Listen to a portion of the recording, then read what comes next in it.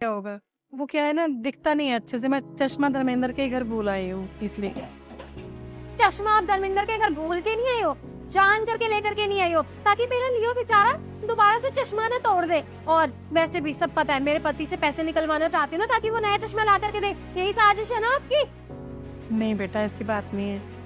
जब भी हम बर्तन धोते हैं थोड़ा बहुत कुछ तो रह जाता है ना, छोटी सी बात है। इतना बड़ा बर्तन नहीं आपके हाथ से रह गया। इतनी उम्र हो गई है, एक बर्तन धोने नहीं आया आपको। हमारे नौकर के हाथ से तो कभी नहीं रहे बर्तन गंदे, ना मेरे हाथ से रहे। आपसे ही नहीं धुलते हैं बर्तन। किस काम के हो आप? बस पड़ी पड़ी बैठ के खाने के लायक हो गया? कोई काम धाम नहीं होता आपसे? अरे जब नहीं धोने थे बर्तन तो बोल देती ना, मैं खुद ही धो लेती।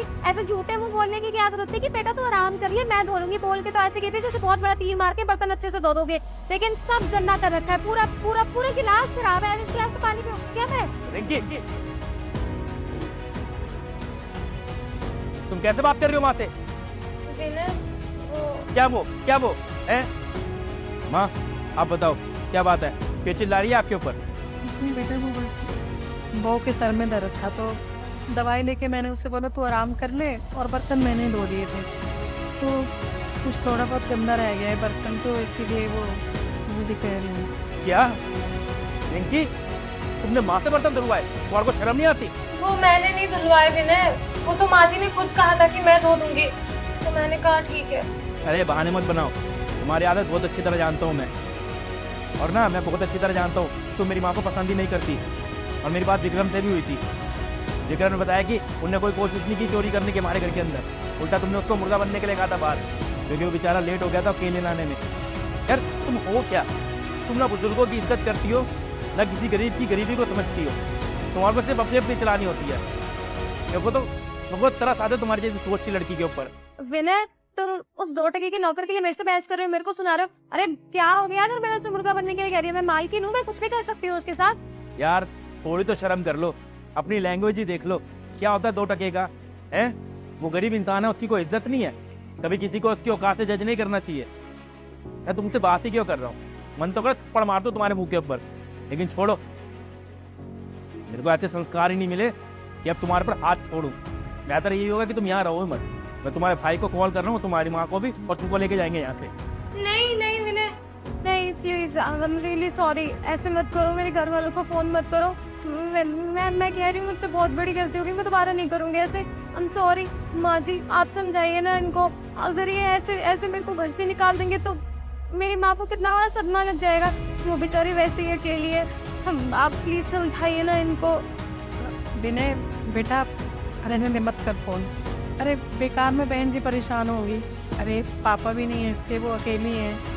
मत कर फोन, रहने दे। और तुम लोग झगड़ा मत करो, शांत हो जाओ। मैं चाहती हूँ। विनय आई एम सॉरी। तुम कभी नहीं सुधर सकते।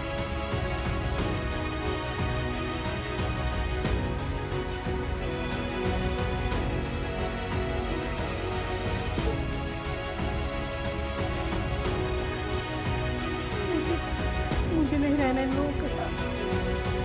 ना मैं बड़े बेटे के साथ रहूंगी और मैं छोटे के साथ। अरे मैं घर में पड़ा सामान थोड़ी हूँ, कभी इस घर में रख दिया कभी उस घर में। तो इंसान हूँ मैं। चली जाओ।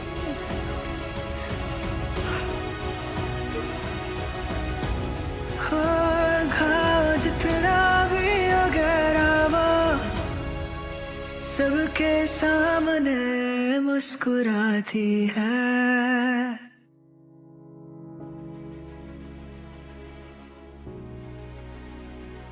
लेटर कौन?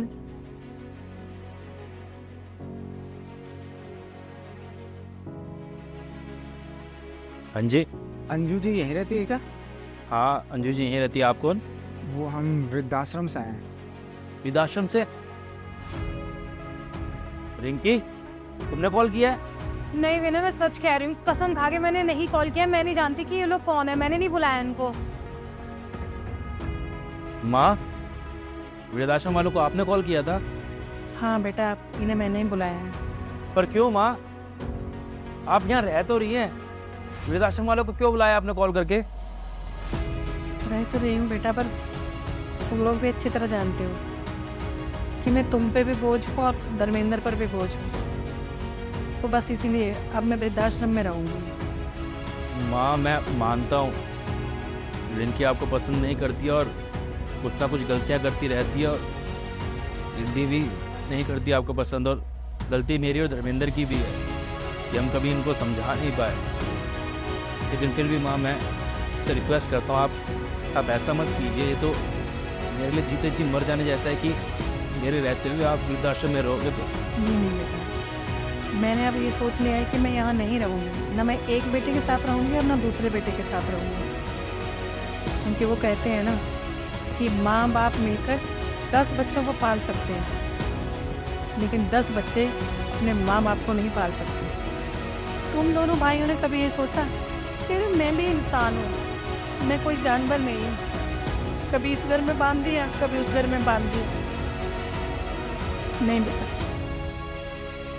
अब तुझे मेरी कसम है, अगर तूने मुझे रोका तो मैं नहीं रहूंगी तुम लोगों के साथ, और अगर तूने जबरदस्ती की ना रोकने की तो तू मेरा मरा मुंह देखेगा। मैं तुम दोनों भाइयों को फ्री करती हूँ, तुम लोग अपनी लाइफ अच्छे से जियो। हाँ, कभी याद आए ना माँ की तुम मिलने आ जाना। माँ ये क्या कह दिया आपने? अरे मैडम आप थोड़ा जल्दी कीजिए ना प्लीज।